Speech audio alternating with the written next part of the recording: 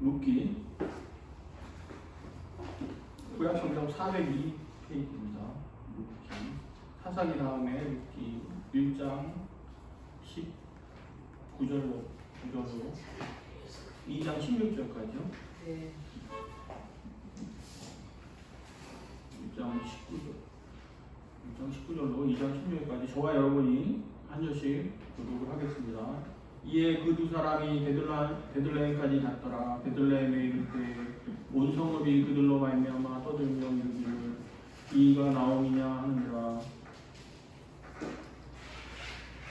나오미가 그들에게 이르되 나를 나오미라 부르지 말고 나를 마라라 부르라. 이는 젊은 자가 나를 심히 괴롭게 하셨음이니라.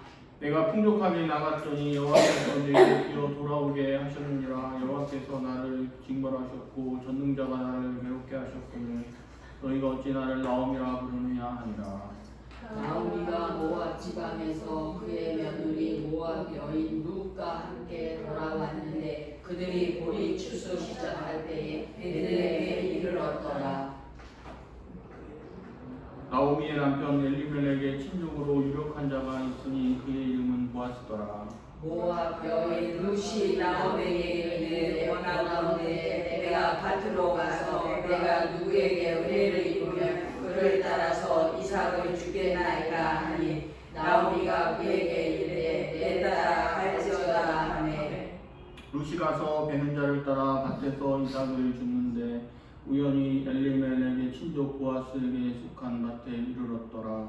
마침 보아스가 베들레헴에서부터 와서 베는 자들에게 이르되 여호와께서 너희와 함께 하시기를 원하노라 하니 그들이 대답하되 여호와께서 당신에게 복 주시기를 원하나이다 하니라.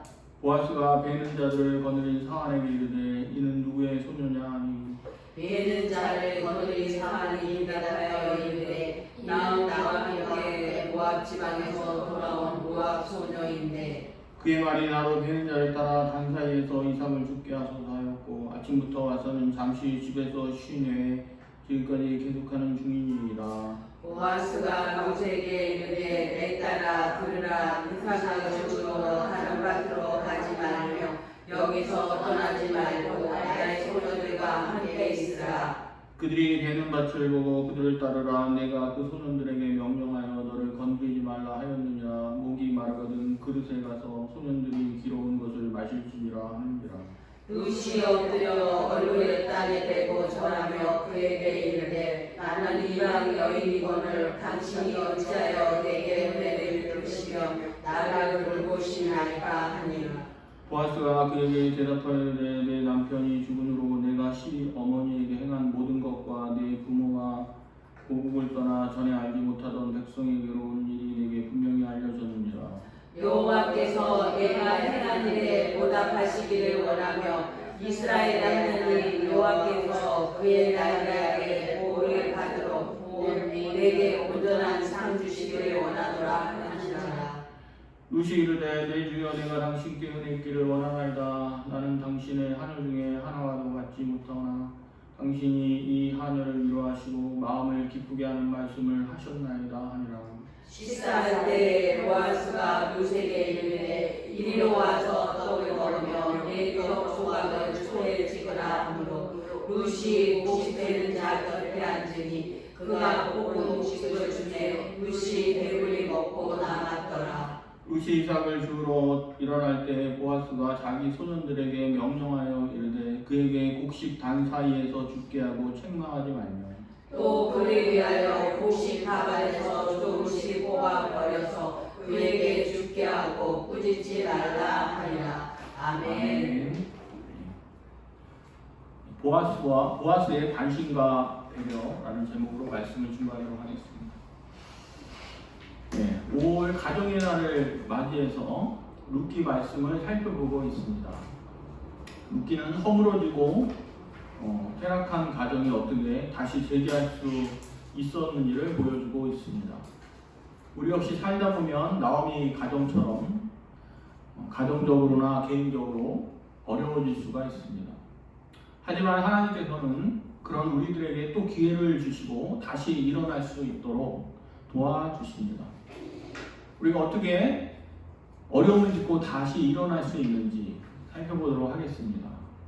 19절 같이 읽겠습니다.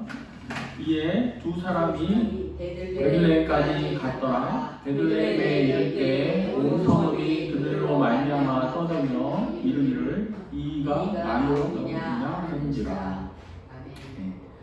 그래서 두 사람이 베들레헴까지 갔다 그랬는데 이 두 사람은 아시겠죠? 나오미와 그 며느리 룻입니다. 이 나오미와 룻은 모압 땅에서 몇 날 며칠을 걸어서 베들레헴으로 다시 돌아왔습니다. 나오미가 10년 전에 떠났던 고향 그 베들레헴으로 다시 돌아왔다는 것은 그 하나님을 떠났다가 다시 하나님의 품으로 돌아온 것을 상징합니다. 그리고 회개한 것을 의미합니다. 마치 집 나간 탕자가 재산을 다 탕진하고 회개하고 아버지 집으로 다시 돌아오듯이 이 나오미도 회개하고 약속의 땅으로 돌아온 것입니다. 10여 년 전에 떠났던 나오미가 다시 돌아오니까 베들레헴이 발칵 뒤집어졌습니다. 이 마을 사람들은 이 나오미의 초라한 행색을 보고 이 어안이 벙벙할 정도였습니다. 그 마을 사람들이 나오미를 보고 뭐라고 합니까? 이가 나오미냐? 나오미가 이렇게 변했어? 막 이렇게 말하는 거예요. 이 10여 년 전에 이 나오미는 어떻습니까? 그 나오미가 이름이 무슨 뜻이라 그랬죠? 나의 기쁨 이런 뜻이에요. 그러니까 기쁨이 넘치는 나오미였습니다. 얼굴도 밝고 자신감도 넘치는 나오미였는데 이 10년이 지나서 나오미의 몰골을 보니까 진짜 보기 힘든 거예요. 정말 그렇게 고생을 많이 해가지고 행색이 정말 말이 아니게 된 것입니다. 그래서 그런 모습을 보고 어떤 사람들은 안타까워하는 사람도 있었고 또 어떤 악한 사람들이 분명히 있잖아요. 꼭 그런 모습을 보고 이렇게 조롱하고 막 그런 사람들이 꼭 있습니다. 그러한 다양한 반응을 보이는 것입니다. 그러니까 이 구설수에 오르게 되는 거죠. 또 옛날에 우리 지금도 시골 가면은 이렇게 다 알면 조금만 잘못해도 뭐 문제가 되고 얼마나 그 입방아에 오르내리고 정말 말이 많고 그렇습니다. 뭐 이 당시는 말할 것도 없겠죠. 그래서 이 숙덕숙덕되는 마을 사람들의 모습을 보면서 이 나오미는 자존심이 굉장히 상했을 것 같아요. 자존심도 상하고 참 불쾌했을 것입니다. 요즘도 뭐 유명한 사람, 연예인이나 이런 사람들이 좀 잘못하면 막 이 인터넷 온라인판이 굉장히 난리가 나잖아요. 그래가지고 그것 때문에 막 어떤 사람들 막 정신병도 걸리고 막 그럴 정도인데 굉장히 마음이 힘들었을 것입니다. 나오미도. 하지만 나오미는 마을 사람들에게 이렇게 말합니다. 우리 20절로 21절 같이 보겠습니다. 나오미가 그들에게 이르되 나를 나오미라 부르지 말고 나를 마라라고 부르라. 이는 전능자가 나를 심히 괴롭게 하셨음이니라. 내가 풍족하게 나갔더니 여호와께서 내게 뛰어 돌아오게 하셨느니라. 여호와께서 나를 징벌하셨고 전능자가 나를 괴롭게 하셨거늘 너희가 어찌 나를 나오미라 부르느냐. 자기를 나오미라고 부르지 말고 뭐라 그래요? 마라라고 부르라. 나오미는 아까도 말했지만 기쁨이라는 뜻이죠. 나의 기쁨. 근데 마라는 전혀 반대의 뜻입니다. 그런데 마라가 뭔지 기억나세요? 그 출애굽기에 보면 그 쓴물 저수지 같은 게 있는데 물이 썼어요. 그래서 이제 마라라고 이제 칭하는 게 있었는데 이게 쓰다라는 뜻이에요. 쓰다.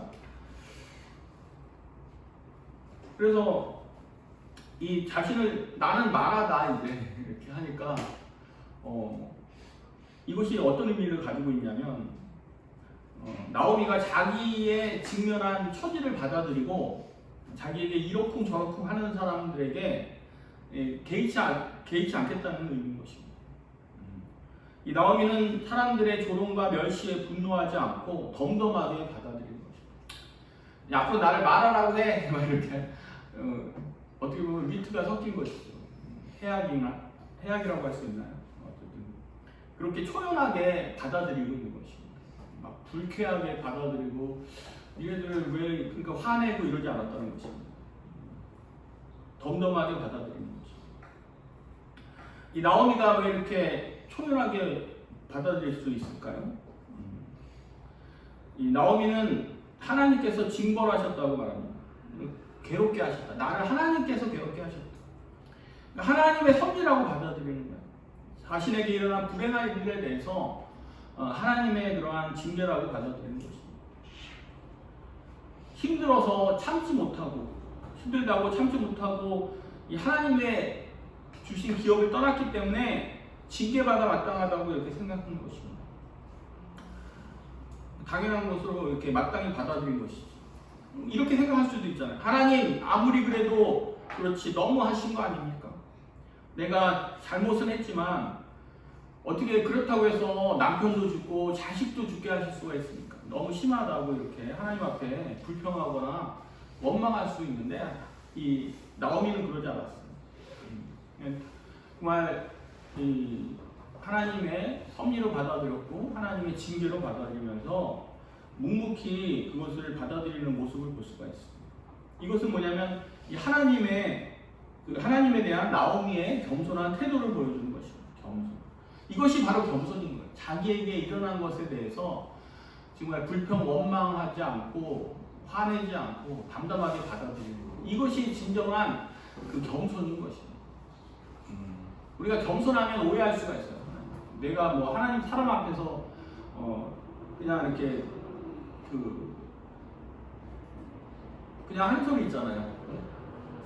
그냥 사람들 앞에서 대충 둘러대는 것이 겸손이 아니라 바로 진정 하나님 자기에게 일어난 일에 대해서 정말 하나님의 뜻으로 받아들이고 거기에 순응하는 것, 원망하지 않는 것 이런 것이 바로 진정한 겸손인 것입니다. 아멘. 앤드류 머레이라는 사람이 이렇게 말했어요. 겸손이란 내게 일어난 모든 일에 대해서 이상하게 여기지 않는 삶의 이 태도이다라고 말했습니다. 우리가 나에게 일어나는 일에 대해서 못 참는 경우가 굉장히 많아요. 어떻게 나에게 이런 일이 일어날 수 있는가? 어떻게 나한테 이런 사람을 만날 수 있는가? 나에게 이런 환경이 어떻게 선택될 수 있는가? 다가올 수 있는가? 이렇게 제가 군대를 갔는데 도저히 못 참겠더라고. 어떻게 내가 이런 나 같은 사람이 어떻게 이런 환경에서 살 수 있는가? 그것을 받아들이기가 힘든 거예요. 군대의 그 열악한 환경을 내가 받아들이기가 굉장히 힘들더라고. 이게 겸손하지 못했다는 것이죠. 그때는 이제 겸손이라는 것도 알지 못했고 겸손하게 받아들이지도 못했어요. 내가 만약에 그것을 하나님의 뜻으로 받아들이고 그냥 순응했다 그러면 군대 생활을 좀 잘했을 것 같은데 굉장히 그거에 대해서 어떻게 좀 도저히 납득하고 용납하기가 힘들었어요. 그러니까 겸손하지 못했던 것이죠. 겸손이라는 것은 내가 직면한 사람, 그 다음에 상황 이런 것에 대해서 이상하게 여기지 않고 묵묵히 받아들이는 것이 바로 진정한 겸손인 것입니다. 반대로 원망하고 불평하고 화낸다면 그것은 굉장히 대단한 교만한 사람인 것입니다. 우리는 내가 얼마나 겸손한지 내가 얼마나 교만한지 사실 잘 몰라요. 누가 너는 참 교만하구나 겸손하구나 이렇게 가르쳐주는 것도 아니고 사실 그것을 우리가 어떻게 잘 알겠습니까? 또 오늘 내가 항상 겸손한 것도 아니고 항상 교만한 것도 아니고 이게 왔다 갔다 하기 때문에 내가 지금 겸손한 상태인가 교만한 상태인가 사실 그게 판단하기가 어렵지 않습니까? 근데 내가 불평하고 화나고 뭐 원망하고 이런 마음이 든다면 이건 교만한 상태에 있는 거예요. 근데 우리가 사실 그거를 뭐 당연한 것으로 받아들일 수 있어요. 내가 지금 당연히 화내는 건 당연하고 내가 지금 불평하는 거 원망하는 거 당연하고 어떻게 이런 상황에서 내가 화를 안 낼 수가 있어 이렇게 생각할 수 있잖아요. 당연한 것으로 생각할 수 있는데 그게 아니라는 거예요. 불평하지 않고 어떠한 상황에 닥쳐도 우리가 그것을 하나님의 섭리로 받아들이고 묵묵히 내가 받아들이고 분노하거나 불평 원망하지 않는 거 이것이 바로 진정한 겸손이라는 것입니다. 그러니까 내가 만약에 막 어려운 일이 생겼는데 막 화나고 불평하고 원망한다면 그건 나는 내가 지금 교만한 상태로 가 있는 거예요. 그래서 내 자신의 상태를 체크할 수가 있는 거죠. 그래서 우리가 항상 겸손한 상태를 유지할 수 있도록 이렇게 해야 되는 것입니다. 이 나오미의 겸손한 모습을 이렇게 봤는데 며느리 룻도 그런 겸손한 모습을 보여주고 있어요. 우리 2절 같이 보겠습니다. 2장 2절. 모압 여인 룻이 나오미에게 이르되 원하건대 내가 밭으로 가서 내가 누구에게 은혜를 입으면 그를 따라서 이삭을 주겠나이다 하니 나오미가 그에게 이르되 내 따라 갈지어다 하네. 아멘. 여기서도 보면 룻은 이 자신의 처지에 대해서 비관하거나 한탄하지 않습니다. 아무도 도와주지 않는 거예요. 딱 왔는데 아무도 도와주지 않는 거예요. 그래서 그래도 이렇게 사람이 10년 만에 왔는데 그래서 하다못해 떡이라도 좀 가져와서 이렇게 먹어보라고 한다거나 이렇게 해야 되는데 어떻게 그럴 수가 있냐. 아무도 뭐 찾아보지도 않고 찾아보는지 모르겠는데 하여간 뭐 먹을 것도 안 주고 이러고 있는 거예요. 그래도 이 룻은 그런 모습을 보면서 불평하지 않았습니다. 그 대신에 그래도 먹고 살아야 되는데 어떻게 해요? 자기가 할 수 있는 일을 찾아서 어떻게든 찾으려고 합니다. 그래서 시어머니도 봉양하고 자기도 먹고 살려고 이렇게 하는 것을 볼 수가 있습니다. 이 룻이 선택한 일이 무엇입니까? 자기가 할 수 있는 일을 찾은 것이 뭐죠? 추수 때 밭에 나가서 땅에 떨어진 이삭을 줍는 일입니다. 일명 이삭 줍기라는 거죠. 그래서 이걸 그림으로 그린 그 화가도 있지 않습니까? 이삭 줍기라는 제목으로 그린 화가가 있는데 이 이삭 줍기는 하나님의 그러한 하나님의 지혜인 거예요. 하나님께서 레위기와 신명기에 이렇게 기록해 놓으신 말씀입니다. 이 부자들이 가난한 자들을 배려하도록 한 것이 바로 이 이삭 줍기인 것이죠. 이 밭에 떨어진 곡식을 다 줍지 말아라 이거예요. 가난한 사람들이 와서 그걸 주워갈 수 있도록 그렇게 하라는 것입니다. 그러니까 이 부자들이 가난한 자들을 배려하고 돌봐주라는 의미에서 이 이삭 줍기를 주님께서 율법에 기록을 하신 것입니다. 가난한 자들은 사실 이 보릿고개란 말이 있잖아요. 먹고 살기 힘들거든요. 그래서 농사 안 지을 때는 농사 안 짓는 시기가 있지 않습니까? 그걸 보릿고개라고 하는데 그것을 이제 견디기가 어려우니까 그런 이삭 줍기를 통해서 양식을 마련하도록 그렇게 하라는 것입니다. 그렇다고 해서 남의 밭에 들어가서 마음대로 주실 수 있는 것은 아닙니다. 주인에게 이삭을 줍도록 해달라고 허락을 받아야 했다 그래요. 여기 성경에 써있지 않냐. 내 마음이다. 그러면서 가서 이삭을 주울 수 있는 게 아니었다 그래요. 어떤 관례라는 게 있잖아요. 그래서 그 부자한테 사정하는 거죠. 가난한 사람들이 여기 이 밭에서 좀 이삭을 주게 해주십시오. 땅에 떨어진 나다를 좀 주게 해주십시오. 이렇게 사정하고 가가지고 밭에 들어가서 이삭을 주셨다 그래요. 그러니까 이게 이삭 줍기라는 게 말이 쉽지 그렇게 쉬운 게 아닌 거예요. 가서 사정해야 되고 또 이삭 줍기를 한다는 것 자체가 좀 창피한 일이잖아요. 나 가난하다 이런 선언하는 거 아닙니까? 그래서 거기 가서 이제 굉장히 자존심 상하는 일이었고 바로 그런 일이 바로 이삭 줍기였다는 것입니다. 체면도 상하는 일이었고. 하지만 그 룻은 남들이 기피하는 일이었지만 겸손하게 이삭 줍기라도 하려고 하는 것입니다. 굉장한 겸손이 필요해요. 이게 남이 기피하고 하지 않는 일, 이런 일을 하려면은 그건 교만해서는 하기 어려운 것이죠. 자기가 욕을 먹을 수도 있고 무시당하고 그런 걸 감수하고 하는 거거든요. 그러니까 굉장히 겸손해야 되는 거예요. 그래서 이 이삭 줍기라도 해서 먹고 살려고 하고 시어머니를 봉양하고자 하는 그러한 그 룻의 태도는 굉장히 겸손한 태도라고 볼 수가 있는 것입니다. 이런 겸손이 이제 이렇게 이삭 줍기라도 해야 된다, 하겠다는 것으로 나타나는 것입니다. 요즘 많은 사람들이 그 임금이 적은 일이나 그 천한 일들은 잘 안 하려고 하죠. 그렇죠. 우리나라도 이제 먹고 살만하게 되니까 힘든 일, 삼비라고 그러죠. 삼비업 중에서 누가 일하려고 그래요. 임금 적게 주는 일, 그 다음에 남들이 좀 무시하는 일, 이런 일은 잘 안 하려고 그러잖아요. 뭐 청소한다던가. 그래서 동남아 그 근로자들을 이렇게 막 쓰고 그러잖아요. 그래서 사람들이 이제 그런 일을 안 하고 주로 이제 임금 많이 주는데 번듯한 직장 이런 데만 가려고 하는 것이죠. 그래서 이 나이가 들어도 그래서 직장을 못 구하는 사람이 많아요. 좋은 직장 구하려다 보니까. 그래서 기회만 보다가 시간은 지나고 나이는 들고. 그래서 내가 굶으면 굶었지 나는 좋은 직장이 아니면 안 간다. 이렇게 하는 거지. 그것이 굉장히 교만한 거예요. 아 지금 집이 가난하고 그리고 먹고 살기 힘든데 그 좋은 직장만 어떻게 고집할 수 있냐는 거예요. 이 루처럼 그 이삭이라도 주어서 먹고 살아야 되겠다. 이러한 자세를 가져야 되고 그것이 바로 진정한 겸손이라는 것입니다. 아멘. 또 비슷하게 그 나이 든 사람들이 막 이렇게 결혼 정년기를 지난 사람들이 나이가 들어서도 계속 뭐예요? 좋은 조건의 배우자만 고집하는 거예요. 그러니까 어떻게 돼요? 결혼을 못 하고 있는 거죠. 자기 수준에 맞거나 자기보다 못한 사람 이런 사람하고 결혼을 해야지 결혼을 할 수가 있는 건데 계속해서 이렇게 자기보다 좋은 조건의 사람 배우자만 고집하고 있으니까 시간은 계속 지나가는 거죠. 그런 사람을 얻기가 어렵죠. 그런 행동들이 굉장히 교만한 거라는 거예요.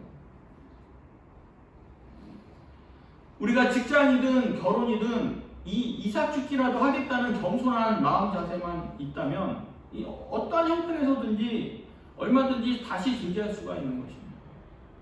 하나님께서는 그런 겸손한 자들을 구원하시고 이 복을 주시는 것입니다. 하나님께서 겸손한 자들에게 복을 주신다. 이런 말씀이 성경에 너무 많이 나와요. 우리가 왜 복을 받지 못합니까? 교만하기 때문에 복을 받지 못합니다. 나는 내가 굶어 죽으면 죽었지 이삭 죽기는 할 수 없다. 이러한 교만한 자세를 가지고 있으니까 다시 하나님께 복을 받기가 힘든 것입니다.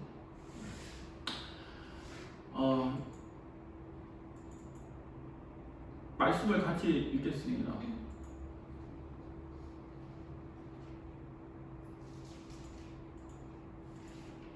같이 읽어보죠. 여호와께서는 자기 백성을 기뻐하시며 겸손한 자를 구원으로 아름답게 하시니라. 진실로 그는 거만한 자를 비웃으시며 겸손한 자에게 은혜를 베푸시나니. 아멘. 하나님께 복 받고 은혜 받는 것은 확실해요. 겸손한 사람이에요. 겸손한 사람은 은혜 받고 복 받는 거예요. 근데 이 겸손을 유지한다는 게 얼마나 어려운 이 겸손. 정말 내가 말이 쉽지 이삭 죽기라도 하겠다. 이러한 자세를 가지고 산다는 게 참 쉽진 않은 것 같아요. 그러나 여러분들 분명히 아시기 바랍니다. 내가 정말 이삭이라도 죽겠다. 내가 오늘날로 말하면 청소라도 해서 먹고 살겠다. 이러한 마음 자세를 가지고 우리가 살아간다면 반드시 하나님께서 우리에게 찾아와 주시고 복을 주신다는 것입니다. 반대로 나는 어떻게 내가 그런 이삭 죽기를 할 수 있나? 이러한 자세를 갖는다면 그런 사람은 절대 하나님께 은혜를 받을 수가 없는 거예요. 분명히 이것이 하나님께서 우리에게 하시는 약속의 말씀인 것입니다. 이삭 죽기라도 해야 되겠다. 이러한 정신 자세, 이러한 마음가짐을 가지는 여러분들 되시길 바랍니다. 아멘. 그럼 하나님께서는 겸손한 자에게 어떻게 복을 주시고 은혜를 주시는지 살펴보도록 하겠습니다. 우리 22절을 같이 읽어보겠습니다. 나오미가 모압 지방에서 그의 며느리 모압 여인 룻과 함께 돌아왔는데 그들이 보리 추수 시작할 때 베들레헴에 이르렀더라. 1장 22절이죠. 제가 다시 읽겠습니다. 나오미가 모압 지방에서 그의 며느리 모압 여인 룻과 함께 돌아왔는데 그들이 보리 추수 시작할 때 베들레헴에 이르렀더라. 이 나오미와 룻이 베들레헴으로 돌아왔는데 그때가 마침 언제였다고요? 추수할 때라는 거예요. 추수할 때 맞춰가지고 딱 맞춰서 돌아왔다는 것입니다. 근데 나오미와 룻이 그 시기를 맞춰서 돌아왔겠어요? 그건 아니었겠죠. 그러니까 돌아오다 보니까 우연히 그 때에 맞춰서 돌아온 거예요. 그렇게 정확하게 맞았던 것이죠. 이것을 우연이라고 하는데 사실 우연이 아니었죠. 왜 우연이 아닙니까? 하나님께서 맞춰주셨다는 거예요. 그 시기를 딱 맞춰서 돌아올 수 있도록 인도하셨다는 것입니다. 하나님이 이런 일을 하신다는 거예요. 아멘. 우리 인간이 그 때를 맞출 수 있습니까? 없습니까? 맞아요. 예, 맞추기 힘들죠. 그래서 사람들이 치밀하게 계획을 세워요. 막 때를 맞추려고. 근데 사실 그게 잘 안 맞을 때가 많아요. 변수도 많고 여러 가지로 어렵죠. 인간의 최대한 노력하지만 그게 안 맞을 때가 더 많습니다. 하지만 하나님께서는 하나님이 역사하시면 이 사람이 미처 고려하지 않은 상황까지도 맞아 떨어지게 하는 것입니다. 아멘. 그래서 우리가 사실 기도를 왜 해야 돼요? 이렇게 머리 좋고 막 계획적인 사람은 기도를 사실 잘 안 하죠. 자기가 다 잘할 것 같으니까. 그런데 그렇게 이게 여러 가지로 중간에 변수가 많이 발생하고 차질이 많이 빚어지는 것이죠. 우리가 기도해야 되는 것은 하나님께서 일하셔야 될 부분이 있는 거예요. 이 때를 맞춘다거나 이런 부분. 하나님이 하시지 않으면 안 되는 것입니다. 그러니까 우리가 기도해야 되는 것입니다. 우리가 아무리 노력해도 안 되는 부분이 있어요. 사실 그것을 하나님이 해주셔야 되는 것이죠. 그러려면 우리가 기도해야 되는 거 아니겠습니까? 우리가 기도하지 않는데 하나님이 알아서 다 챙겨주시고 그러지는 않습니다. 어떤 부분은 사실 기도해야지 하나님이 들어주시는 게 많이 있어요. 여러분들 막막한 것들, 내가 미처 계획하지 못하는 것들, 그 하나님이 그것을 차질 없이 맞춰주시도록 기도하시기 바랍니다. 아멘. 하나님께서 역사하시면 우리가 미처 고려하지 않은 상황까지도 하나님께서 맞아 떨어지게 하신다는 것입니다. 그런데 이걸 사실 우리는 우연이라고 부르죠. 세상 사람들도 우연이라고 부르고. 근데 우리 크리스찬에게는 이것이 결코 우연이 아닌 것입니다. 그 배후에서 하나님이 섭리하시고 역사하시는 것입니다. 아멘. 그걸 우리가 어떻게 할 수 있습니까? 이 우연이 계속해서 일어나는 거예요. 한두 번 일어나면 우연인가 보다 하는데 그것이 막 반복하는 거예요. 반복해서 계속해서 일어나는 것입니다. 그러면 이제 우연이 아닌 것이죠. 계속해서 일어나는 우연을 한번 보겠습니다. 3절 보겠습니다. 3절. 룻이 가서 베는 자를 따라 밭에서 이삭을 줍는데 우연히 엘리멜렉의 친족 보아스에게 속한 밭에 일을 얻더라. 여기 보면 이 보아스라는 사람이 등장하죠. 이 1절에 보면 보아스가 어떤 사람이에요? 이 엘리멜렉의 친족이고 유력한 자로 이렇게 소개하고 있습니다. 엘리멜렉은 누굽니까? 이 시아버지, 룻의 시아버지가 엘리멜렉이에요. 엘리멜렉의 친척인데 그 친척이 어떤 친척이에요? 유력한 자. 쉽게 얘기하면 부자라는 거예요. 부자. 친척도 잘 둬야 되는데 부자 친척을 둔 거예요. 유력한 자는 다양하게 해석이 될 수 있는데 근데 단순히 부자만 돼서는 안 돼요. 이 부자인데 못 됐어. 그러면 유력한 자가 아니에요. 부자 중에서 못 되면 아무 의미가 없잖아요. 차라리 가난하고 착한 게 낫지 부자하고 못 되면 무슨 의미가 있습니까? 근데 이 유력한 자에는 착하다는 뜻이 들어가 있어요. 인품이 좋다는 거예요. 보아스는 부자고 인품이 좋은 거예요. 그런 사람을 유력한 자였던 것입니다. 뭐 힘이 센 사람 이런 의미도 있다 그래요. 그래서 이 룻이 이삭 줍기를 하다가 이 보아스의 밭에서 이삭 줍기를 하게 되는 거예요. 이것이 하나님의 섭리라는 거예요. 하나님께서 만약에 딴 집을 갔으면 어떻게 됐겠어요? 딴 데 갔으면은 그냥 문전 박대 당하고 딴 데 가서 주소하고 이렇게 야박하게 이런 사람의 밭에 갔으면 망신당하고 자존심 상하고 이랬을 텐데 딱 뭐 여러 집을 다녀본 것도 아니야. 한 번에 딱 갔는데 보아스 집에 가게 됐어요. 보아스의 밭에 가게 됩니다. 보아스가. 그래서 하나님께서는 정말 이 보아스의 밭으로 인도한 거예요. 그러니까 이 지금 얼굴도 몰라요. 그 룻은 얼굴도 몰라고 보아스가 뭐 부자인지도 모르고 그 사람이 밭인지도 모르고 아무것도 모르는 것입니다. 그런 전혀 뭐 정보가 없는 상황에서 그냥 뭐 아무데나 가면 되겠지 하고 갔는데 그게 보아스의 밭이었습니다. 그리고 또 다른 중요한 우연이 하나 있어요. 그게 뭐냐면 거기 밭에 가서 이제 이삭 줍기를 하고 있는데 그때 누가 와요? 보아스가 오는 거예요. 그런데 또 갔는데 보아스가 아무 소용이 없어요. 보아스의 도움을 못 받습니다. 그런데 갔는데 마침 그때 보아스가 오는 거예요. 4절 보면 나오죠. 마침 보아스가 베들레헴에서부터 와서 베는 자들에게 이르되 여호와께서 너희와 함께 하시기를 원하노라. 마침 보아스가 그때 왔다는 거예요. 여기서 바로 그 하나님의 정말 이 절묘한 역사하시는 거예요. 이거 맞추려도 이거 힘들어요. 이렇게 맞추기 힘든데 하나님만이 하실 수가 있는 것이죠. 여러분들 이 보아스가 안 왔다고 해보십시오. 룻은 그냥 뭐 이삭 몇 싹 줍다가 한 바구니 줍고 그냥 가는 거예요. 아무런 도움을 받을 수가 없어요. 뒤에 보면 보아스가 도와주는 모습을 또 살펴볼 텐데, 그래서 보아스가 룻을 보고 룻이 이제 눈에 들어왔어요. 이렇게 우연히 여러 번 겹치지 않습니까? 네. 그러면서 룻은 보아스를 만나는 행운을 누리게 되는 것이죠. 그러나 그것은 행운도 아니고 우연도 아니고 하나님의 보이지 않는 이러한 섬세한 손길이었던 것입니다. 이 룻의 나오미의 집안에 복을 주시고자 하는 하나님의 정말 이 결코 누구도 그것을 변개할 수 없는 그러한 하나님의 정말 엄청난 역사하심이었다는 것입니다. 이 세상 사람들에게 그것을 우연이라고 보고 우연으로 느끼지만 이 성도에겐 결코 우연이 없어요. 참새 한 마리 떨어지는 것도 누가 허락해야 된다고요? 하나님께서 허락하셔야 돼요. 그래서 우리가 이 룻이 보아스의 밭으로 가고 또 밭에 갔을 때 그 마침 보아스가 시찰하러 오고 이것이 다 맞아 떨어진 것이 바로 하나님의 정말 엄청난 역사하심이었다는 것입니다. 그래서 우리 크리스찬들에게는 하나님을 믿고 겸손한 크리스찬들에게는 어떤 일이 발생해요? 이런 우연이라는 일들이 우연히 자주 발생하는 거예요. 자주. 우리가 살다 보면 여러분들 인생을 돌아보십시오. 그런 우연으로 보이는 일들이 얼마나 자주 일어나는지 한번 생각해 보시기 바랍니다. 저도 이렇게 이 말씀 준비하면서 돌아봤더니 근데 사실 이렇게 그때 돌아봤고 그때 감사하게 느꼈던 건 시간 지나면 잊어버리잖아요.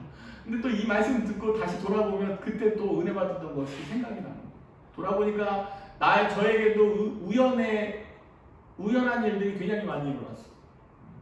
참 제가 옛날에 재수했는데 그 재수하고 나서 이제 대학을 가려고 그러니까 고려대학교에 한문학과가 그때 마침 신설이 됐어요. 어떻게 그때 신설이 되는지 모르겠어요. 그래서 제가 그 고려대학교 한문학과에 가게 되는데 만약에 그 고려대학교 한문학과가 신설되지 않았다면 제가 고려대학교는 절대 안 갔을 거예요. 다른 대학교를 가게 됐을 것이고 만약에 다른 대학교 갔으면은 제가 목회를 아마 안 했을 것 같아요. 제가 이 고려대학교를 갔기 때문에 목회를 하게 된 것입니다. 뭐 그것을 여러 가지 얘기하면은 길어지기 때문에 얘기를 못 하는데 그 고려대학교를 갔기 때문에 제가 목회를 하게 됐어요. 목사가 될 수가 있었어요. 그래서 보면 하나님께서 저를 일로 인도하시려고 그때 특별히 고려대학교의 한문학과가 신설되도록 이렇게 하셨다는 생각이 들어요. 제가 그때 고려대학교 안 갔으면 저는 지금 무슨 일을 할까? 내가 지금 무슨 일을 하고 있을까? 이런 생각이 들죠. 또 제가 목회를 만약에 그때 안 했다면 우리 저기 사모를 지금 안 만났을 거예요. 사모 안 만나고 지금 제가 목회를 했기 때문에 지금의 사모를 만나서 지금 같이 살고 있고 우리 사모를 안 만났으면 또 우리 지은이나 예진이나 경훈이 우리 태어나지 않았겠죠. 이 세상에 어떤 모습으로 태어났을까? 다른 모습으로 태어났을지 모르겠는데 그러니까 우리 가족이 이렇게 이루어진 것도 바로 하나님의 그런 우연으로 보이는 일들. 이렇게 해서 그때 우리 사모를 만난 것도 굉장히 드라마틱해요. 이 필리핀에 수양회를 갔다가 이제 돌아와서 공항에 도착했는데 그때 전철을 타고 가는데 저 친하지도 않았어요. 잘 모르고 전철을 따로따로 탄 거예요. 그런데 어떻게 그 전철 안에서 만났어요. 전철 안에서 만나가지고 또 결혼 얘기를 하게 됐어요. 결혼 얘기를 하게 되고 그래서 그때 전철에서 못 만났으면 결혼 안 했을 것 같아요. 만약에 그때 전철에서 만나는 거한테 결혼 얘기가 나오고 결혼하게 된 거예요. 근데 그때 전철 탈 때 그때 전철 타기 전에 헤어졌어요. 한참 헤어지고 잘 가 하면서 헤어졌거든요. 그러면 어떻게 전철에 타는데 한 칸에 타고 있는 거예요. 그래가지고 전철에서 만나가지고 그래서 그때 바로 어떻게 결혼이 이루어지게 된 것입니다. 참 그 우연이 어떻게 그렇게 일어날 수 있는지 참 하나님께서 지금도 막 이렇게 내가 어떻게 이 사람하고 결혼할 수 있었지 하면 생각하면 하나님이 그때 그렇게 인도하셨다는 생각이 들고 그때가 생각이 납니다. 우리 정인영 집사도 어떻게 만났냐면 제가 그 옆에 사무실 있잖아요. 그 임대를 줬는데 왜 임대를 내놓게 됐냐면은 그 전에 임차했던 세입자가 교수였는데 들어오자마자 한두 달 만에 나간다는 거예요. 그 나는 좀 황당했죠. 어떻게 한두 달 만에 또 나가시냐. 이거 좀 약간 열받더라고요. 그런데 왜 한두 달 만에 나갔냐면 이 사람이 이 양주, 경기도 양주에 있는 대학교에 청빙을 받게 됐다는 거예요. 그래서 여기서 일하려다가 청빙을 받게 돼가지고 이사를 간다는 거야. 그래서 할 수 없이 사무실을 빼야 된다는 거예요. 이 용인에 있는 학교에서 그 양주에 있는 학교로 옮긴다는 거죠. 그러니까 이사를 가야 돼가지고 사무실을 뺀다는 거예요. 그래가지고 할 수 없이 내놨죠. 그래가지고 한 2, 3개월 정도 그 공실로 있다가 4월인가 5월에 정인영 집사님이 작업실 구한다고 돌아다니다가 여기 들어오게 된 거지.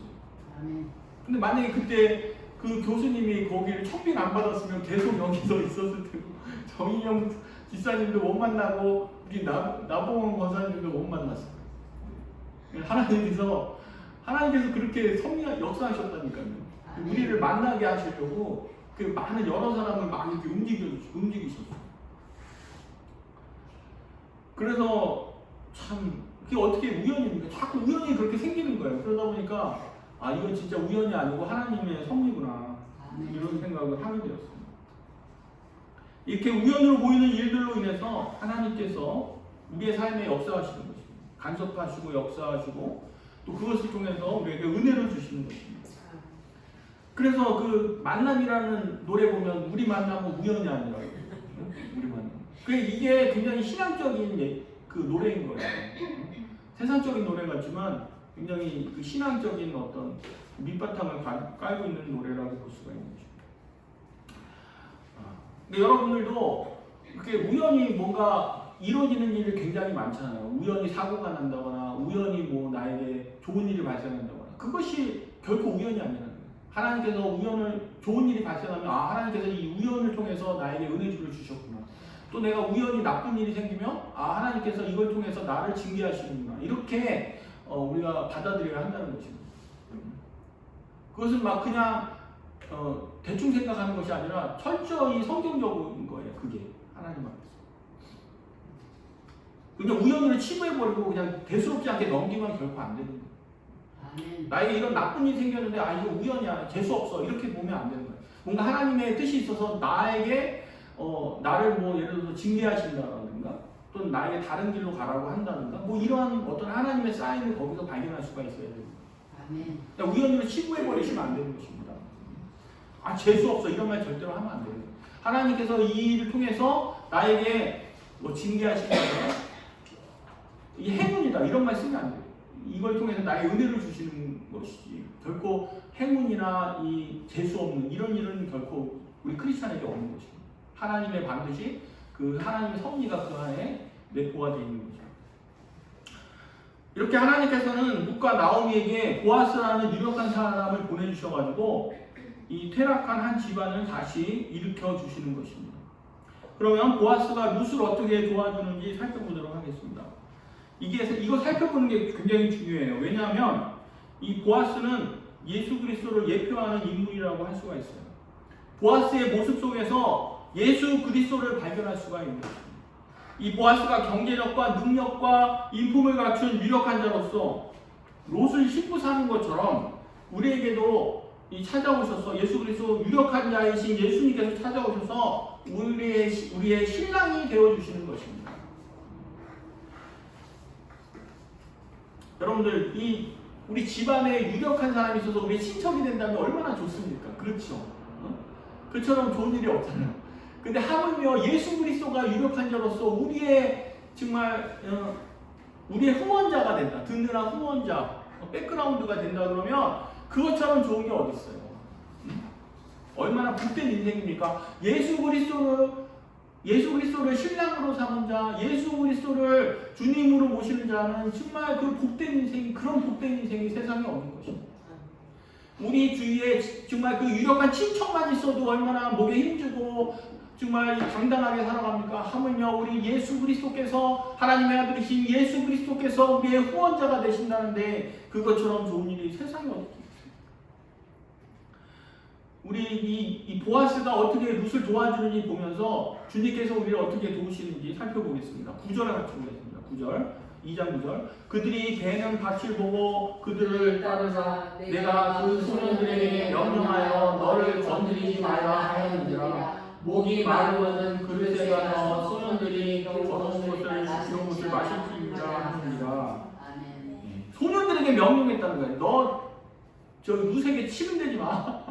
이렇게 농담하고 막 이렇게 뭐 그에게 그를 비난하거나 책망하거나 막 장난질 치거나 이런 거 절대 안 돼. 니네들 다 뭐가 돼? 막 이러면서 소년들에게 신신당부했다는 것입니다.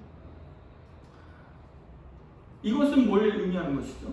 주님께서는 우리가 미처 알지 못하는 위험으로부터 안전하게 지켜주신다는 거예요. 여러분 생각해 보십시오. 우리가 살면서 우리를 위해서 해치려고 하는 사람이 우리는 모르는데 있을 수 있잖아요. 그 하나님이 다 막아주신다는 거예요. 막아주신다는 거죠. 아멘. 그래서 안전하게 우리가 살아갈 수 있도록 하나님께서 지켜주신다는 거예요. 아멘. 그래서 낮에 해도 상치 못하고 밤에 달도 상치 못하게 하신다고 했잖아요. 하나님은 너를 지키시는 자라. 아멘. 밤에 달도 너를 해치 못하고 낮에 해도 너를 상치 못하게 하신다. 이것이 하나님께서 우리에게 주시는 약속인 것입니다. 아멘. 우리가 하나님의 이러한 정말 이 눈동자같이 지키시는 그 하나님의 보호 속에서 우리가 살아가고 있는 것입니다. 아멘. 고린도전서 10장 13절을 읽어보겠습니다. 사람이 감당할 시험 받기에는 너희가 당할 것이 없나니 오직 하나님을 믿고사 너희가 감당하지 못할 시험 당함을 허락하지 아니하시고 시험 당할 즈음에 또한 피할 길을 내사 너희로 능히 감당하게 하시느니라. 아멘. 우리가 감당하지 못할 어려움들은 피해가게 하시다. 그렇죠. 근데 우리가 당하는 어려움은 뭐냐? 우리를 훈련시키려고, 우리를 강하게 하려고 하나님께서 그걸 허락하시는 거에 불과한 거고, 정말 감당하지 못할 것들은 하나님께서 막아주신다는 것입니다. 아멘. 너무 좋지 않아요? 여러분들 이 지구가 있어요. 지구가. 이 지구가 있는데 막 유성들이 막 떨어지잖아요. 그런데 이 보통 유성들이 되게 어디 많이 떨어지냐면 목성으로 간대. 목성. 이 큰 덩어리들 있잖아요. 다 목성으로 가고 목성이 크잖아요. 왜 목성이 그렇게 있냐면 목성으로 다 가는 거예요. 그리고 작은 것만 이 지구로 떨어진다 그래요. 근데 그 작은 것도 지구로 떨어지면서 이 대기권에서 다 타버리는 거예요. 근데 만약에 이 대기권이나 목성이 없으면 어떻게 되겠어요? 이 유성 충돌해가지고 행성들이 막 지구를 돌진해가지고 지구는 진작에 망했다는 거예요. 근데 이 목성이 막아주고 그 지구에 있는 대기권이 막아주니까 지구는 굉장히 안전한 거예요. 근데 우린 모르죠. 압니까 모르니까? 모르잖아요. 근데 목성을 관찰했더니 천문학자가 목성을 관찰했더니 뭐 거기는 계속 막 비오듯이 막 그런 충돌이 일어난다는 거예요. 참 하나님께서 얼마나 절묘하십니까? 하나님은 정말 이 지구를 눈동자 같이 지키셔. 하물며 우리 믿는 자들을 얼마나 눈동자 같이 지키시겠어요? 아멘. 이렇게 우리 주위에는 정말 이 보이지 않는 안전장치가 곳곳에 막 이렇게 되어 있는 것입니다. 우리가 이런 하나님의 보호 속에서 우리가 살아가고 있는 거예요. 아멘. 여러분들 불안한 마음이 듭니까? 안 듭니까? 드시죠? 그때 어떻게 해야 돼요? 기도하시면 하나님 평안함을 주시고 또 우리가 모르는 위험으로부터 우리를 지켜주시고 보호하여 주시는 것입니다. 아멘. 이 또 보아스는 루세게 뭘 제공합니까? 풍성한 식사와 물을 제공합니다. 우리 14절 보시죠. 14절. 식사할 때 보아스가 루세게에 이르되 이리로 와서 떡을 먹으며 내 떡 조각을 초에 찍으라 하므로 루시 곡식 빼는 자 곁에 앉으니 그가 볶은 곡식을 주매 루시 배불리 먹고 나갔더라. 아멘. 구절에 보면 물도 마셔라 그러잖아요. 물도 마시고 또 이렇게 식사 시간에 참 먹을 때 막 이 룻도 와가지고 같이 먹으라고 그러고 세상에 이거 룻이 예상했어요 안 했어요? 안 했죠. 그러니까 이 룻은 원래 보아스가 아니었으면 물도 못 마시고 물 먹으려면 저 한참 가야 되는데 마을로 들어가야 되는 거예요. 일하다 말고 어떻게 마을에 가서 물 떠먹습니까? 그거 어려운 일. 그러니까 아마 룻이 보아스가 아니었으면 목마른 상태에서 한 뭐 7-8시간을 그렇게 일을 했어야 될 거예요. 그런데 세상에 생각지도 못한 놀라운 일이 벌어진 거예요. 보아스가 이 물도 마시라 그러지, 그리고 식사 시간에 와가 초대해가지고 같이 밥 먹게 볶음 곡식을 막 이렇게 한 대박씩 주고 막 그러면서 막 배불리 먹을 수 있도록 이렇게 배려를 했다는 것입니다. 정말 이 보아스가 룻을 위해서 필요한 모든 것을 섬세하게 챙겨주는 것을 볼 수가 있습니다. 하물며 우리 예수 그리스도께서 그의 양들을 위해서 그 필요를 아시고 얼마나 섬세하게 채워주시겠습니까? 그래서 다윗이 뭐라고 고백하죠? 여호와는 나의 맺자시니 내게 부족함이 없으리까? 그가 나를 푸른 초장에 누이시며 실만한 물가로 인도하십니다. 이게 딱 그 말씀이 여기 딱 맞는 거예요. 배불리 먹게 해주시고 물도 그냥 물도 자유롭게 먹을 수 있게 해주시는 거예요. 일꾼들에게 이것처럼 좋은 게 어딨어요? 일하는데 물도 못 마시고 밥도 못 먹고 이러면 얼마나 괴롭겠습니까? 힘들죠. 우리가 살면서 필요한 것들이 있잖아요. 그 필요한 것들 다 채워주시는 거예요. 우리가 용인에 오니까 이 차가 좁아지니까 하나님께서 이 넓은 차를 큰 차를 탈 수 있도록 딱 맞춰가지고 딱 큰 차도 보내주시고 이렇게 하나님께서 엄청나게 배려를 하셨어요. 때를 따라 돕는 은혜를 주신다고요.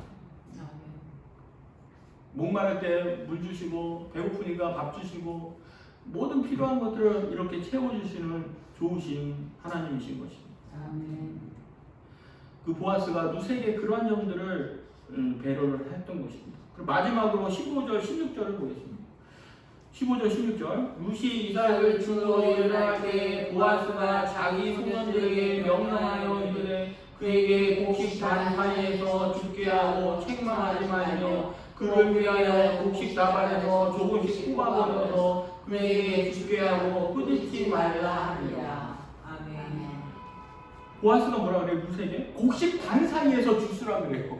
이게 말이 되는 거예요? 그러니까 추수가 이렇게 끝나고 일꾼들이 쭉 한 번 빠지면 그 뒤에 가서 이제 딱 주서야 되는 거예요. 야, 너는 있잖아, 우리 따라다니면서 일꾼들이 곡식당 수습하고 묶을 때 거기서 같이 떨어진 거 주워 이거야 지금. 이 굉장한 거죠 이게 지금. 이런 엄청난 은혜를 지금 베풀고 있는 거예요. 그건 말도 안 되는 거죠, 원래. 이렇게 거지 같은 사람들이 찾아오면 야, 니네 좀 한참 있다가 와서 주워 이래야 되는데 우리랑 같이 일하자 이런 식으로 하는 거 아니에요 지금. 그러니까 거기 떨어지는 것들이 얼마나 많았어. 근데 그게 다가 아니에요. 뭐라 그래요? 일꾼들한테 야, 일부러 흘려 이렇게 얘기하는 거예요. 곡식 단 사이에서 뽑아가지고 땅에다 버리라는 거예요. 일부러 룻이 주술 수 있게. 그러니까 근데 룻은 이것을 알아요, 몰라요 지금? 모르죠. 그러니까 그 일꾼들한테만 그러니까 밀명을 하는 거예요. 조용히. 야, 너 룻이 눈치채지 않게 슬쩍 흘려라 이렇게 얘기하는 것이. 이거 엄청난 거예요. 그러니까 나중에 보니까 이 룻이 엄청나게 주순 거예요. 굉장히 많은데 양은 죽고 있지 않습니까? 여기서 우리가 알 수 있는 게 뭐예요? 하나님께서는 우리가 수고한 것 이상으로 채워주신다는 것이죠. 놀랍지 않습니까? 우리가 10을 일했어. 그러면 10개만 오는 게 아니에요. 20개, 30개 이렇게 하나님께 채워주십니다. 여러분들 그 17시에 온 일꾼 누구 있습니까? 그 포도원에서 일하는데 5시에 막 일꾼이 오잖아요. 9시에 온 일꾼이 있고 막 이러지 않습니까? 5시에 왔는데도 한 데나리온 주잖아요. 1시간 일했는데. 그러니까 1시간 일하고서 막 엄청난 은혜를 받은 것이죠. 하나님께서는 우리의 수고를 알고 계세요. 그러니까 우리 수고한 것, 노력한 것 딱 그만큼만 주시는 것도 아니에요. 사실 그것만 받아도 우리가 은혜인데 그 이상으로 주신다는 거예요. 그 이상으로. 달란트 주시고 2달란트 준 사람한테 2달란트 벌니까 다시 2달란트 또 주잖아요. 2고를 줬던가 하여간 더 주지 않습니까? 네. 그래서 30배, 60배, 100배 열매를 허락하신다는 거예요. 우리가 딱 좀 야박하잖아요. 딱 일한 만큼만 딱 주면 하나님 그렇게 절대 일하지 않으시고 우리 일한 것에 2배, 3배를 더 주시는 분이라는 거예요. 우리의 수고가 결코 헛되지 않는다는 것입니다. 여러분들 주님을 위해서 살고자 할 때 처음에는 좀 손해나는 것 같아요. 손해나고 막 이렇게 여러 가지로 힘들어지지만 그게 전부가 아니라는 거예요. 좀 시간이 지나고 하나님의 때 하나님께서 2배, 3배, 4배로 채워주시는 하나님이시라는 것입니다. 우리가 주님을 위해서 이렇게 수고하고 헌신하고 희생할 수 있는 이유가 무엇입니까? 하나님께서 이렇게 우리를 채워주시기 때문에 그런 거예요. 여러분들 우리가 일한 만큼만 채워줘도 너무 감사한 일인데 주님께서는 그보다 2배, 3배, 30배, 60배, 100배로 하나님께서는 우리를 채워주신다는 것입니다. 그래서 결코 우리의 수고가 헛되지 않는다는 것을 오늘 말씀은 우리에게 보여주고 있는 것입니다. 주님을 믿는 자들은 얼마나 풍성한가. 여러분들 그래서 다윗이 뭐라고 합니까? 내 잔이 넘친다고 그랬어요. 이 잔을 찰찰 넘치게 채워주신다는 거예요. 너무 풍성하죠. 이런 예수를 믿는 자들은 이런 풍성함을 경험하게 되는 거예요. 그 예수님의 풍성함을 경험한 사람은 어떻게 살아야 됩니까? 또 우리 이웃에게 또 풍성해야 돼요. 자기는 하나님 앞에 풍성함을 경험하면서 이웃에게 야박하게 굴면 되겠습니까? 안 되겠습니까? 우리 나골사님 얼마나 우리에게 또 풍성하게 주셔요. 야박하게 만드시고 정말 너무 풍성하신 우리 권사님을 우리가 만나 뵙게 되었습니다. 여러분들 우리도 이웃에게 풍성해야 되겠습니다. 야박하게 굴지 말고 풍성하게 채우시기 바랍니다. 이게 흘려야 돼요. 자꾸 흘리고 추수할 때 이게 다 박박 긁어가지고 속속들이 다 해가지고 이렇게 그렇게 창고에 드리는 거 아닙니다. 적당히 흘리는 것이 필요해요. 여러분들 너무 이 사람 인간관계에서 너무 그 손해 보지 않으려고 그렇게 하지 마시고 손해 보시기 바랍니다. 손해 보는 인생이 이 이삭을 흘리라는 게 뭐예요? 결국 손해 보라는 거예요. 친구들과의 관계에서 그래 내가 돈 좀 더 내고 돈 더 내시기 바랍니다. 똑같이 막 너무 내려고 그러고 내가 좀 덜 내려고 그러고 그러지 말고 내가 돈 한 푼 더 내고 그렇게 우리가 해야 되는 거죠. 우리가 그런 은혜를 받았기 때문에 우리도 그렇게 해야 되는 것이죠. 우리가 하나님 앞에 풍성하게 넘치는 은혜를 받았는데 우리는 이웃에게 야박하게 군다면 하나님이 보시고 얼마나 또 서운하시겠어요. 그래 나도 너한테 한번 야박하게 해볼까 이렇게 하시는 거예요. 여러분들 우리 이웃에게 어떻게 해야 됩니까? 이 곡식단에서 이 빼서 흘리는 이러한 삶을 우리가 살아야 되는 것이죠. 그럴 때 우리는 더욱더 주님의 풍성한 은혜를 체험하게 될 것이고 정말 내 잔이 다윗처럼 내 잔이 넘친다고 이렇게 고백을 할 수가 있는 것입니다. 오늘 보아스를 보면서 우리도 이러한 삶을 사는 여러분 되시기를 주님과 함께 주님의 이름으로 축원합니다. 네, 말씀 2장 11절로 12절을 같이 읽고 마치겠습니다.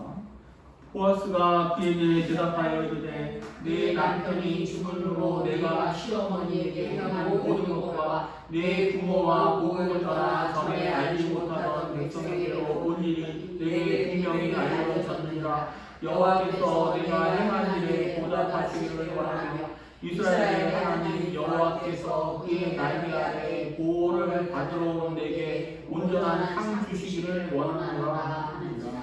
아멘. 기도하겠습니다. 하나님 아버지, 참 우리에게 이 보아스 같은 예수 그리스도를 보내주셔서 하나님 아버지 우리에게 모든 필요한 것들을 채워주시고 우리의 안전을 지켜주시고 참 그 날개로 품어주시는 주님 인하여 감사와 찬양을 드립니다. 하나님 아버지 우리가 더욱더 이 주님의 은혜를 사모하며 주님께로 가게 하시고 겸손하게 주님을 섬기는 저희들 되게 하시며 또한 주님께서 우리에게 주시는 풍성한 은혜들을 또 우리만 가지고 누리는 것이 아니라 또 우리 이웃에게 흘릴 수 있도록 저희들 그러한 사랑의 삶을 살아갈 수 있도록 역사하여 주시옵소서. 감사드리며 예수 그리스도 이름으로 기도하옵나이다. 아멘.